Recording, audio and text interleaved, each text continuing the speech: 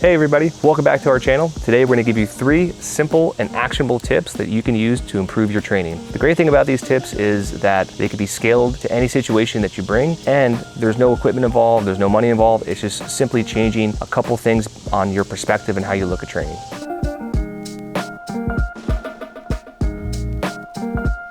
Tip number 1, slow things down.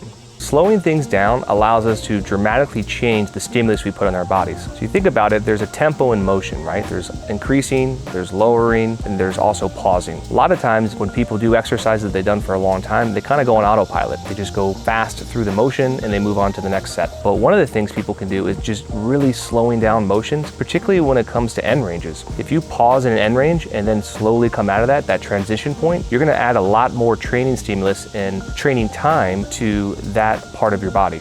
Again, you're looking at the big rocks, right? And sometimes it's not just the sexy things of adding a pre-workout or doing this new exercise. Sometimes it's just changing the way you're currently doing what you're doing. And if you do that, I promise you, you'll notice a big difference in your training. Tip number 2, plan for recovery. So we have to remember that training is an accumulation of fatigue over a long enough period of time. And whether you're an endurance athlete or a strength athlete, you are basically breaking your body down in hopes that it adapts stronger or faster or more fit than before you started. So one way to do this is to construct what's called a deload week. So if you think of your volume is how much work you do in a given period of time. Same thing with your intensity. So intensity is how hard you're working, how heavy are you lifting, right? Or how fast are you cycling or running? I was reminded of this the other day when I was running with my friend, and I was saying that, hey, you know what? I feel like I've been training harder, but I've been getting less fit. He just point blank asked me, when is the last time you took a deload week? And I was like, oh my God. You know, and I'm a professional.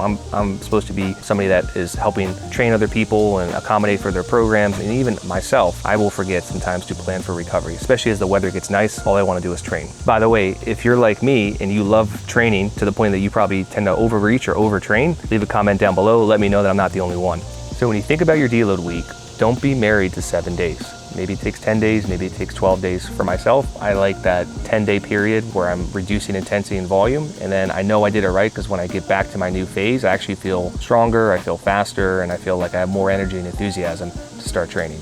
Tip number 3, work on your weaknesses. We tend to do things that we're good at and only do them exclusively. I'm guilty of that as well. But if you really think about it, things that you're already doing and you've been doing for a long period of time, you've already maxed out a lot of your potential in that area, whether it's strength or certain exercises or other attributes. But if you start to look at the places that you're not good at, that you know you should be doing, you have so much more room for growth in those areas. If you have a sports car, you want to drive it fast, chances are you may even want to make it faster by upgrading parts of the car. So you could put a bigger engine in, you could tune the computer up.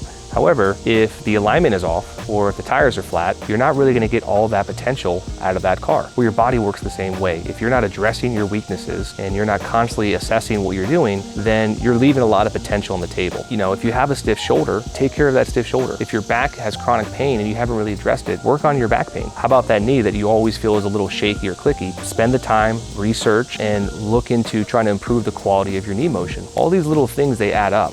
There's actually a 4th tip. It's called self-assessment. And if you really want to know what it is about, you need to watch the next video.